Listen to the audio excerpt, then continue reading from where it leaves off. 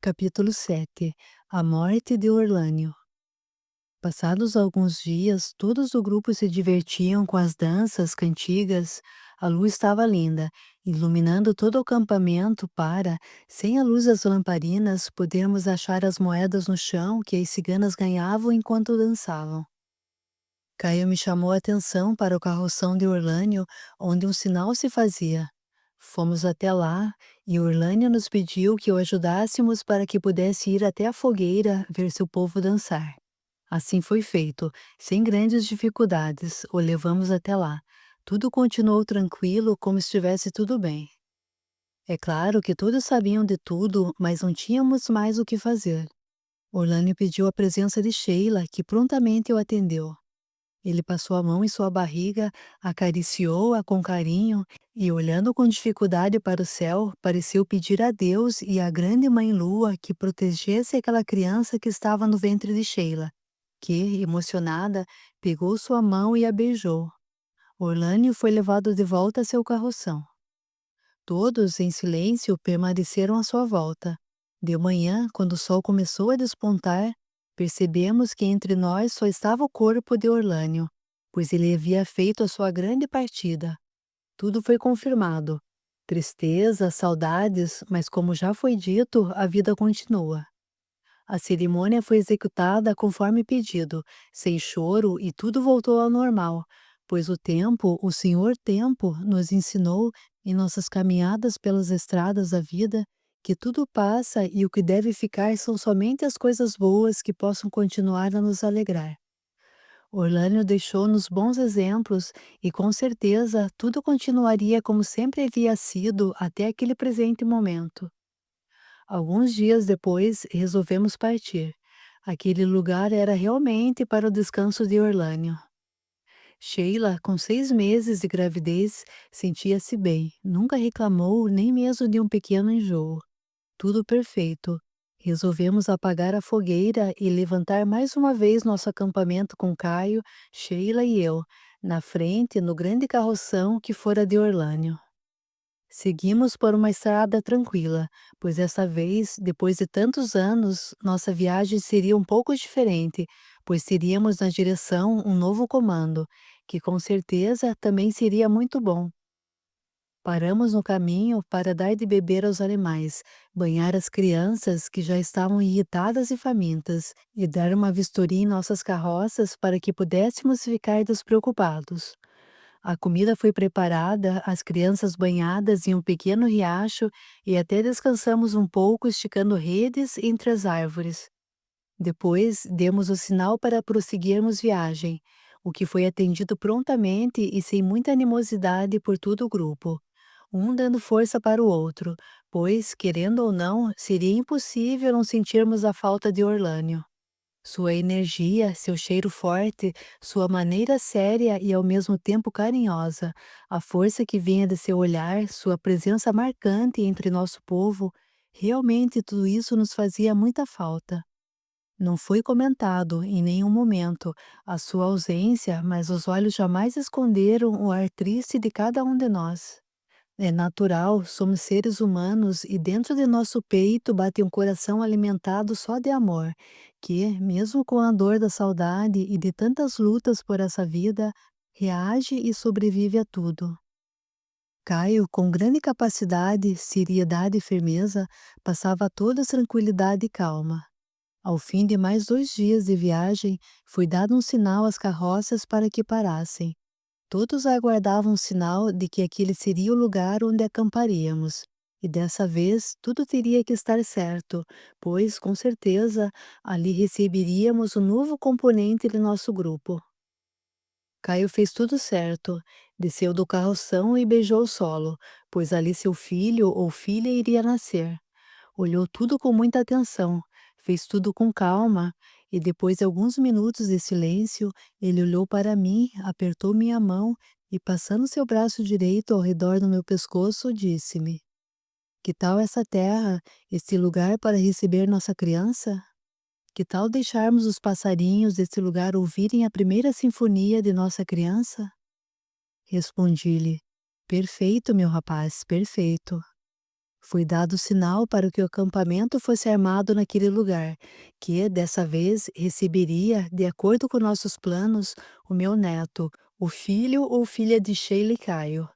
Vistoria perfeita em todas as carroças, tudo na mais perfeita ordem. E assim, abençoados pelo brilho da grande mãe lua, acampamos e fomos descansar, pois, apesar de tudo ter ocorrido com tranquilidade, a viagem fora cansativa.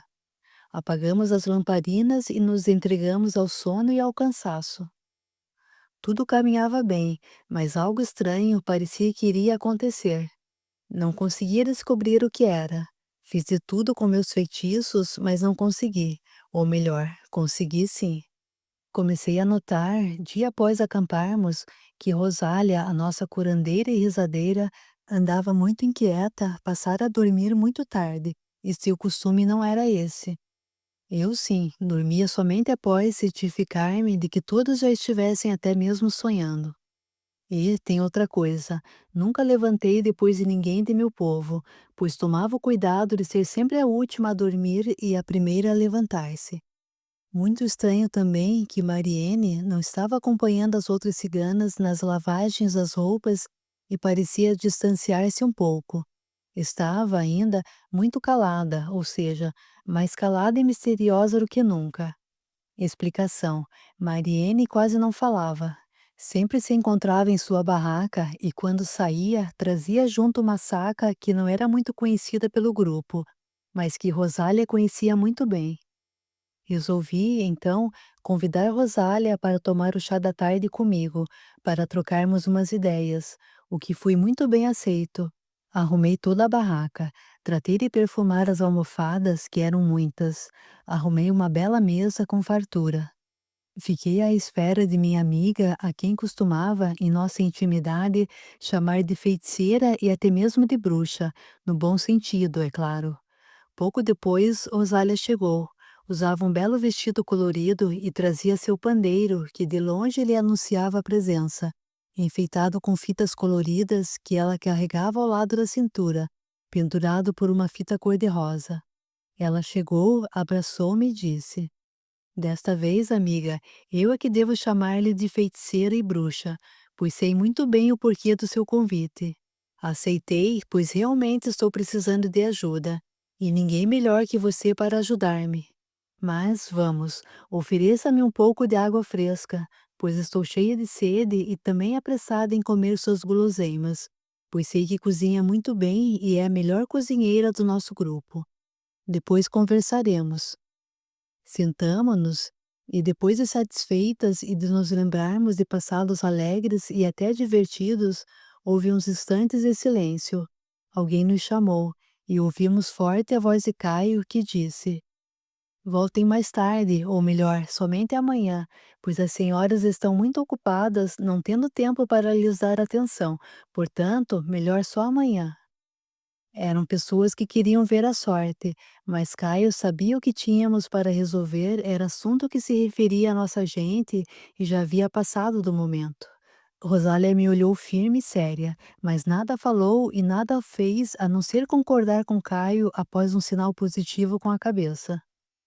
Colocamos ervas perfumadas para queimar, pois sabíamos da necessidade da ajuda dos bons espíritos que deveriam estar conosco. Rosália então disse: Amiga, sinto que está preocupada comigo, pois tenho tido meu comportamento diferente do de costume, não é? Eu lhe respondi: É, amiga, tem dormido muito tarde e sinto que seus olhos acompanham muito a cigana Mariene, que também anda muito estranha. Pois muito bem, vamos conversar, vamos ao que nos interessa, disse ela. Rosália me olhou firme nos olhos e perguntou-me: Fez a vistoria dos pertences de Orlânio, minha irmã? Senti um frio na espinha e respondi que não, pois tudo parecia muito bem organizado. Rosália então disse-me: Engano seu. Orlânio foi sempre muito trabalhador e costumava guardar suas economias. Lembra como tinha sorte nas apostas? Por certo, tinha muitas moedas de ouro que trazia 7 chaves. E onde estão elas? Pois muito bem. O que estou fazendo é apenas esperar o momento certo, pois tomarei providências para descobrir onde foram parar as moedas de ouro de Orlânio e sua velha sacola de retalhos de couro. Fiquei em silêncio por alguns instantes. Rosália prontamente leu meus pensamentos e disse: É isso mesmo. Desconfio e tenho quase certeza. Aliás, nunca fui enganada, pois estou sempre atenta a tudo e a todos. Faremos bem tarde uma reunião com nosso povo para colocar em pratos limpos todo o assunto. Teremos que tomar providências rápidas e até mesmo drásticas, mas terão que ser feitas. E você, minha irmã, estará de acordo, mesmo que tenhamos o nosso coração apertado e triste. Mas nosso povo tem que estar unido na força do amor, da honra e de nossa lealdade de uns com os outros. Assim foi feito. Marcamos para bem tarde um encontro com todos do acampamento, depois do sono das crianças, para que não tivéssemos nenhuma pausa. Todos compareceram muito calmos, serenos e tranquilos. Mariene não chegara. Notamos também que Caio não havia chegado. Mantive-me calma, pois a serenidade de Rosália era tão grande que, pelo seu sorriso de canto de boca, desconfiado e às vezes até debochado, tranquilizava-me, pois parecia que ela sabia o que estava acontecendo. De repente, Caio chegou com voz firme, irritado, segurando forte o braço de Mariene e disse-nos em tom alto, forte e seguro: a cigana Mariene estava cavando o chão para guardar ou esconder algo que me parece não lhe pertencer, senhoras. Portanto, resolvi trazê-la para ter com nossa gente. Realmente, ela trazia uma sacola na mão que segurava firme e gritava: Isto é meu, não devolvo. Eu peguei e ele viu. Não sei se ele gostou, pois preferiu fechar os olhos e aproveitei, pois sabia que ele iria morrer. Portanto, é meu, eu peguei. Rosália então disse com voz firme, mas muito estranha: Derrame no solo sagrado tudo o que está dentro dessa sacola, menina. Ela segurou mais forte e disse: Não, não e não. Rosália foi até ela, retirou dos seus braços a sacola de couro e imediatamente derramou no chão uma grande quantidade de moedas de ouro que pertencera a Orlânio. Todos ficaram de cabeça baixa. Ninguém falou uma só palavra. Caio havia se retirado, voltando a seguir com um cavalo já preparado e um cantil de água, e falou: Meus irmãos, aprendam esta lição. Nosso povo jamais será traído por nossa própria gente. Não pertence a nós quem nos trai a confiança, pois a nossa honra está em primeiro lugar. Portanto, cigana Mariene, seu cavalo está preparado para que parta. Você não pertence mais a este grupo. Vá e pague com remorso e sofrimento a sua traição, pois aqui não terá perdão.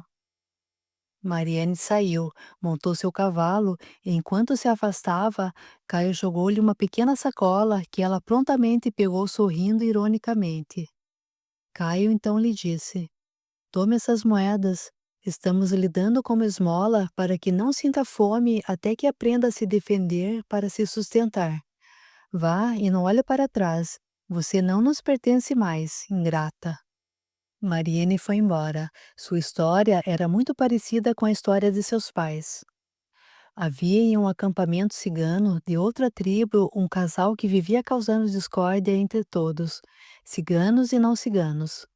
Por mais que fosse ajudado, o casal sempre queria mais e mais, e isso trazia complicações para o grupo. Ele fazia tudo para aborrecer sua gente. Era um casal que parecia ter vindo ao mundo para trazer a tristeza e a discórdia entre nosso povo. O cigano Ruelito namorava as mulheres não ciganas e as atraía por meio de seus feitiços. Elas ficavam tão encantadas que o presenteavam com moedas de ouro e até com peças de ouro, e com isso ele enriquecera. Sua esposa Cernita, às vezes, descobria e os dois brigavam muito e traziam com isso grandes discórdias e desequilíbrio entre seu povo. Uma vez, eles tiveram que sair fugidos de um lugar por Ruelito ter trapaceado no jogo um jovem ricaço do lugar e por Cernita ter combinado fazer alguns trabalhos de bordado para uma jovem senhora e depois de prontos ter se recusado a entregá-los. Era um casal que agia de maneira oposta aos nossos princípios, Mas, enfim, não estamos aqui para julgar ninguém. Depois de algum tempo de casados, Senita ficou grávida e nasceu uma bela menina que recebeu o nome de Mariene. Mariene veio parar em nosso grupo após seus pais terem sido expulsos de sua tribo, quando eles resolveram dar a menina para Orlânio cuidar. Tempos depois, o casal, acometido de uma doença, veio a falecer, por não ter encontrado ajuda. A menina, então, ficou órfã de pai e mãe. Sabemos que Orlânio fez muito por Mariene, que se tornou uma moça bonita, alta, magra, com cabelos longos e negros que cobriam suas costas e desciam por sua cintura. Conversava muito pouco, nunca se juntava às outras ciganas, ficando sempre de longe a observar tudo o que acontecia, sempre muito séria, mas com um olhar sempre ameaçador, o que, às vezes, me preocupava. Mariene recebeu do Orlânio todo o carinho e atenção de um pai, mas nunca foi grata por nada. Sua história lhe fora revelada para que ela soubesse que entre nós não poderia repetir o que seus próprios pais fizeram antes de ela nascer. E talvez por ter tido conhecimento de sua história e saber que entre nós havia respeito e seriedade, ela sempre se comportou bem, embora mantendo distância, sempre muito reservada, quase sem falar. Nunca se viu Mariene dançando com nossas ciganas ou fazendo alguma coisa juntas. Sabemos que ela gostava de nadar, pois mesmo nas noites escuras, quando acampávamos perto de algum rio, ela saía sempre para se banhar. Gostava muito de mamão e não podia ver um pé que dava um jeito de pegar um, ainda verde, e guardava até amadurecer para poder comer. Trazia em seu tornozelo, amarrada com uma fita amarela, uma moeda com um furo no meio. Seus cabelos estavam sempre soltos. Por mais calor que fizesse, ela nunca os prendia. De vez em quando a pegávamos lendo a sorte de pessoas, pois era assim que ela ganhava suas moedas. Ela lia a sorte muito bem e todos a procuravam com frequência. Mas ela sempre mantinha tudo em segredo e nunca falava nada a ninguém sobre o que fazia durante o dia. Mariene era totalmente misteriosa e acabou como seus pais, expulsa do acampamento.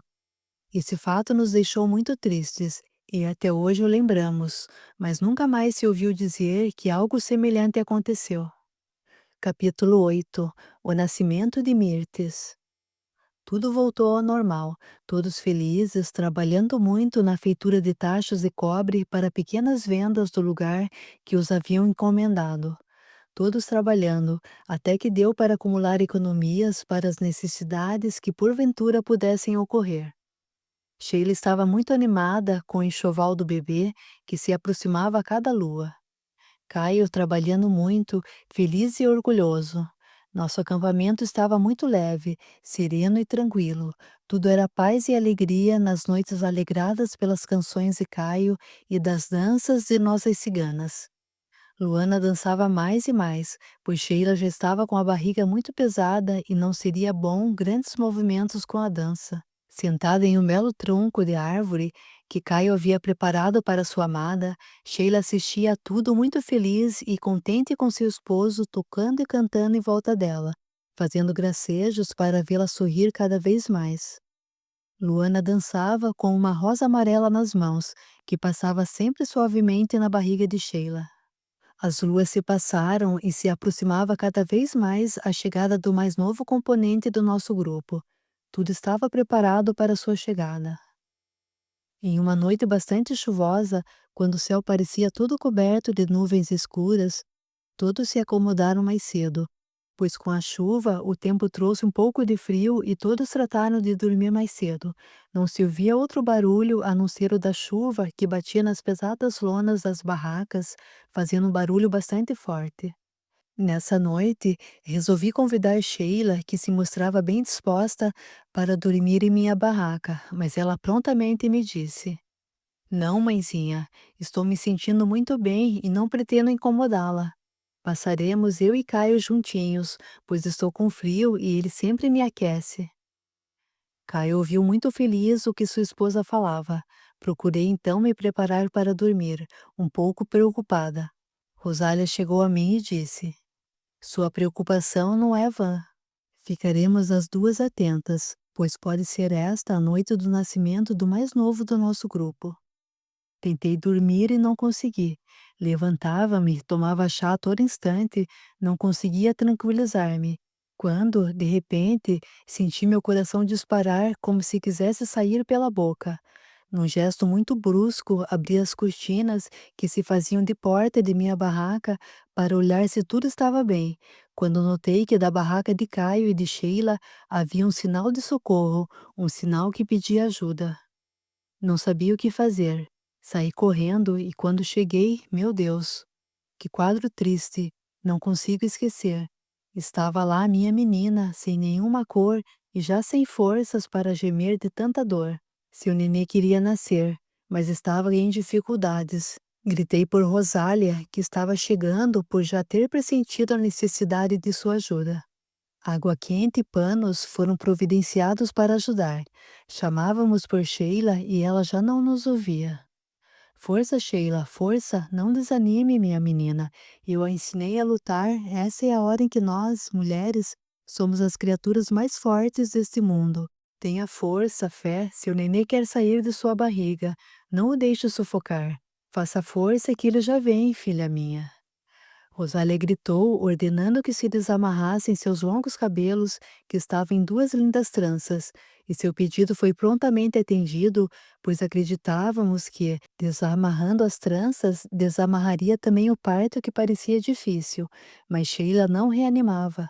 Colocamos em seu pescoço patuás para ajudar a afastar o mal e facilitar o nascimento da criança. A fogueira foi prontamente acesa na porta da barraca para espantar os maus espíritos e rezas começaram a ser feitas pelas ciganas que rodeavam a barraca de Sheila. Os panos quentes, já colocados em sua barriga, eram trocados a cada instante para que não esfriassem. Enfim, tudo estava sendo bem feito. De repente, sentimos que Caio já não suportava mais e gritava. Por favor, amada minha, não me deixes. Tenhamos nosso filho para sermos felizes. Nós precisamos de ti. Tenhas fé e força que tu podes e vais conseguir. Rosália fechou os olhos, pegou na mão de Sheila e começou a esboçar um sorriso. À medida que seu sorriso se fazia, Sheila abria os olhos, atendendo aos gritos de Caio e às preces de Rosália, e também às minhas. Minha menina abriu os olhos e procurou a mim e a seu esposo, que prontamente segurou suas mãos, passando-lhe suas forças. Sua fisionomia começou a mudar de tal forma que, de repente, não mais parecia Caio. A força do seu amor por sua esposa, vendo-a sofrer de dor, fez com que ele pudesse ir até o plano espiritual, trazer ajuda para que Sheila e seu filho não morressem. Foi aí que sentimos que Sheila começara a recobrar suas forças. Segurando firmes nas mãos de Caio, tomava a respiração e fazia força para que seu nenê pudesse vir ao mundo. Rosália e eu continuávamos com nossas preces. Sheila olhou para todos nós e disse: Eu sou uma cigana, meu coração é cigano, minha vida é cigana, sou forte, vou conseguir. Venha, filho meu, venha, filho meu. Sua força dobrou, mas desta vez a força de uma verdadeira cigana. Caio segurava forte suas mãos. O suor de Sheila molhava todo o seu corpo e ela parecia a cada instante ganhar mais força. Quando de repente ouvimos o som mais lindo que jamais havia ouvido em minha vida. O choro de uma linda menina que acabara de sair do ventre de Sheila, fruto do seu amor com Caio, que, de tão emocionado, se pôs a chorar e a agradecer a Deus e a nossa protetora pelo nascimento de sua filha. Rosália entregou-me minha neta, que logo foi cuidada enquanto ela cuidava de Sheila, que estava bem, embora bastante cansada. Lá fora estava Caio, feliz, de joelhos, agradecendo a Deus. A chuva havia cessado e estava lá, no céu, um pouco escondida por entre as nuvens, a nossa mãe lua. A fogueira estava um pouco apagada e Caio tratou logo de reacendê-la, colocando mais galhos de árvores secas para queimar e também para aquecer sua barraca, que desta vez também aquecia sua filha. Sheila, após descansar e tomar um chá para reanimar um pouco mais, pegou sua filha no colo e a colocou em seus seios para alimentá-la pela primeira vez. Fiquei muito feliz, pois pude assistir, de longe, quando ela disse o nome de sua filha, no ouvido, o qual seria revelado somente no dia de seu casamento. Fiquei parada na porta da barraca, admirando aquele quadro lindo e gravando em minha memória para nunca esquecer esse dia tão importante na vida de Sheila e de sua filha, que, agarrada ao seu seio, parecia faminta. Caio se aproximou das duas e, acariciando os longos cabelos soltos de Sheila, beijou-a na testa e acariciou sua filha, que ainda fazia sua primeira mamada. O quadro ficou ainda mais bonito com a presença dos três. Rosália havia ido para sua barraca, com a recomendação de que a chamassem se fosse necessário. Mas tudo parecia ir muito bem, e por isso não seria necessário incomodá-la. Capítulo 9. O primeiro presente de Mirtes. O dia amanhecera e, pela graça de Deus, o sol também chegara junto com o dia, trazendo boas novas para o meu povo. Eu não dormira, fiquei apreciando os três, que, entregues ao cansaço, adormeceram um nos braços do outro. Que felicidade é minha! Obrigada, meu Deus e nossa protetora.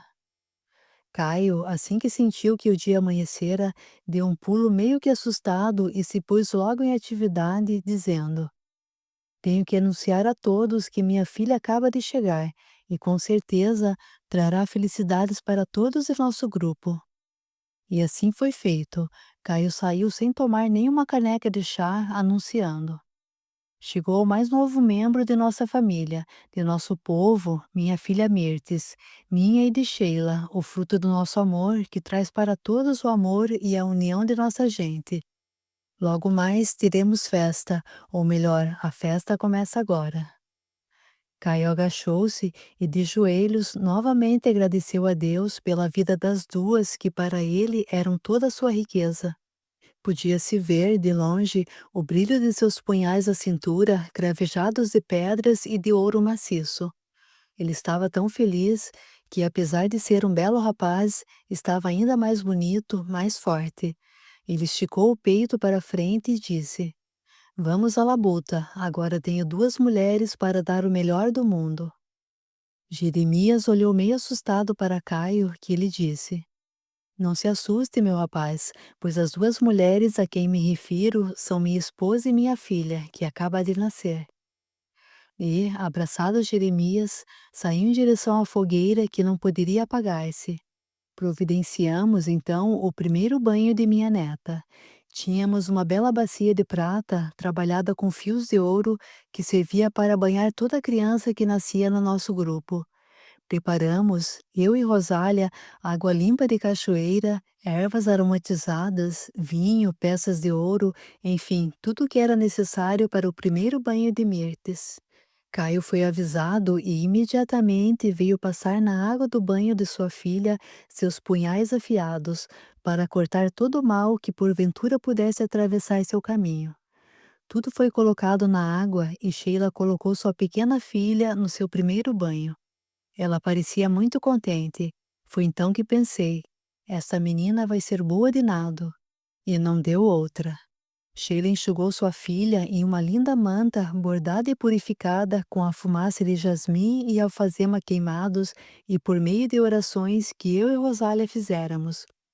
Tudo estava perfeito. O dia, firme, não mostrava sinais da tormenta da noite anterior. Penso hoje que aquela chuva ajudou a limpar o mal de nosso acampamento. Foi bom. O dia passou com muita alegria. Sheila recebia visitas a todo instante, com muitos presentes em ouro para ajudar na criação de sua filha. Caio trabalhava para poder entregar as encomendas de taxas de cobre para as vendas na cidade próxima. Nosso povo preparava para a noite uma festa, que prometia ser de grandes alegrias, com mais um motivo de vida, que era a presença de minha netinha. A noite chegou, trazendo nossa mãe Lua. Era tudo o que precisávamos para completar o ritual do nascimento de Mirtes. Todos estavam animados. A fogueira estava com as labaredas altas e o fogo parecia cantar. Sheila sentara em um tronco de árvore coberto por almofada que seu amor lhe havia preparado na porta de sua barraca. Caio já estava de violino nos braços. O céu estava coberto de estrelas e a lua brilhava.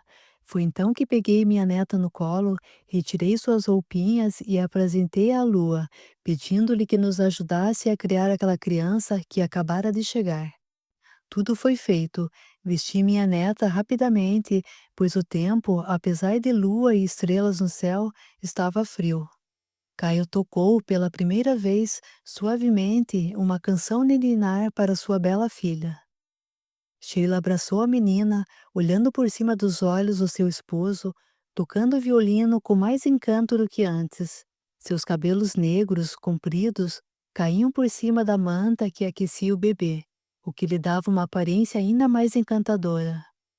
Feliz estava também Rosália, que veio visitar-nos e assistir de perto às comemorações do nascimento de minha neta, que ela dizia ser sua também. A festa iria até de manhã, não fosse a volta da chuva, que dessa vez estava mansa e gostosa de ouvir. Seu barulho tocava as árvores, fazendo uma bela sinfonia. Todos estavam muito felizes, graças a Deus e à nossa protetora. Tudo corria bem. O dia amanheceu e estava muito bonito.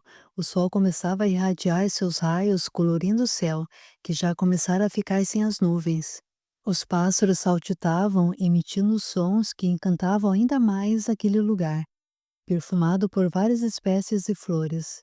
De longe, podia-se avistar uma bela montanha que estava linda, com um verde que nem poderia ser descrito, de tão bela a natureza.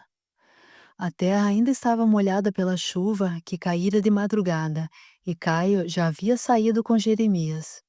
Eles foram comprar algo para dar de presente à pequena Mirtes.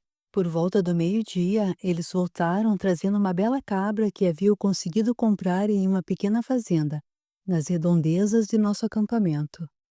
Era interessante, pois me lembrava de ter carregado Caio no colo quando pequeno e agora o via cuidando do fruto do seu amor, o resultado perfeito de uma união perfeita.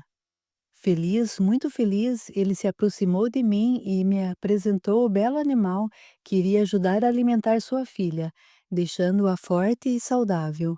Ele já estava prevenindo-se no caso de Sheila ter pouco leite. Era uma bela cabra.